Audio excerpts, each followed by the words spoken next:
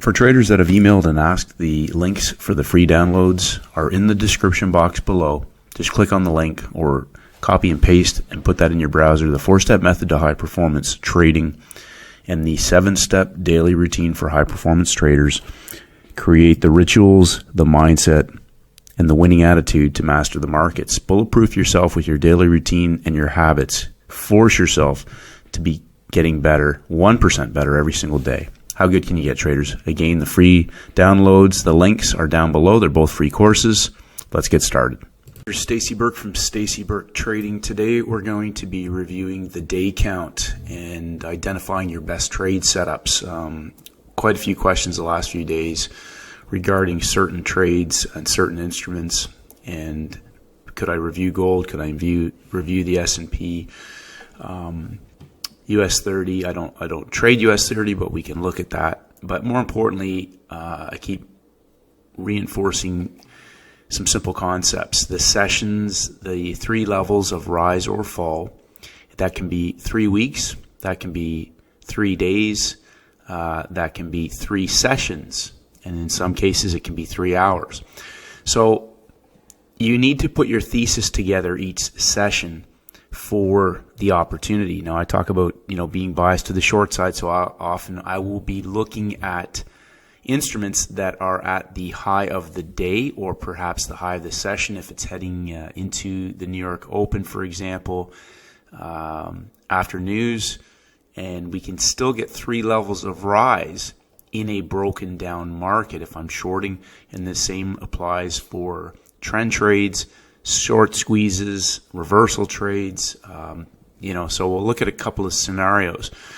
But if you understand the day count in terms of day 1, day 2, day 3, the simplest thing to understand is the stair step. Day 1, day 2, day 3, we can see a break in structure and a reversal possibility. Now, it doesn't always have to play out like this. Obviously, we can get day 1, but what we talk about is Monday, Tuesday often will set the high and the low for the week. So we can get a Monday, Tuesday, Wednesday for a move down. Again, initial balance. The first 2 days will establish the high and low potentially of the week, and one of those extremes will tend to hold. That will coincide with the overall existing timing of the market. So we have our monthly cycle, week 1, week 2, week 3. We'll look at some examples of that.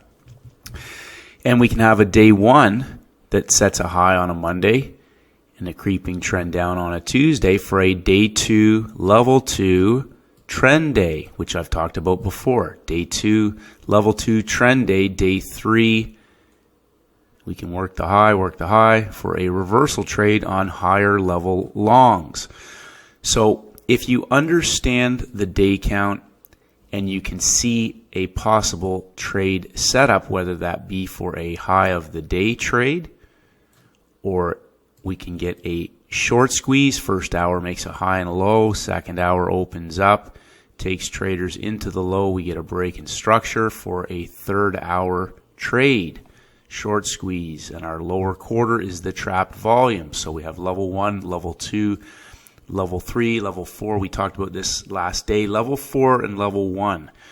So a great question from a trader is that, well, what if the market has dropped 4 levels? So we obviously have dropped possibly 100 pips. And what you need to understand is that often that lower level is level 1. But that peak formation is where the trapped volume is, where they reverse. So the next level up becomes our level 1. They can come up to the 75-100 level for a reversal trade opportunity, depending on the timings and if there's any news on the calendar.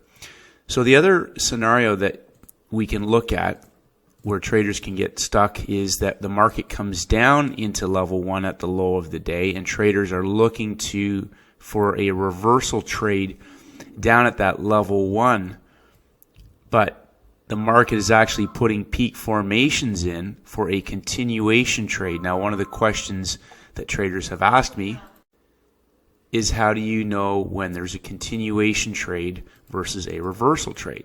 Now that comes back again to our day 1, day 2, day 3. If our initial balance, we have peak formations on the upside, that's where we potentially may see a measured move down for a continuation trade. What will matter the most about all of this is the timing of everything. It's the timing. So for example, if we were to see a market making lower lows, creeping into the double zeros, and maybe even breaking structure on the bottom side as the London market opens, that first hour, for example, we've talked about the first hour will often make a high and a low. If the second hour, the equity hour, London or New York, our trend is down, if they are reversing, that's the hour where the market is pulling back against the trend. So we have first hour, second hour is the counter trend. The equity market takes traders in the opposite direction. Traders are looking for the reversal and trading in the actual counter trend move, which creates the order flow for the move down, a 1, 2, 3, 1 hour, 2 hours, 3 hours, the same as our day count, day 1, day 2, day 3. Now, I know there's traders out there who continue to, fight and argue with themselves about, what it is. But remember what I am doing. I am looking for setups. I don't care what the thesis of, commitments of traders and all that and everything else and what the VIX is or the indicators or anything. I'm looking for setups in those timing windows. So some days you're going to get a high of the week trade on day 2 in Asia for a reversal. They're going to bring it up at the end of the U.S. session. They might pull it back in London and roll it over, or they might pull it back in London and continue that up on day 2. Day 2 continues to go higher.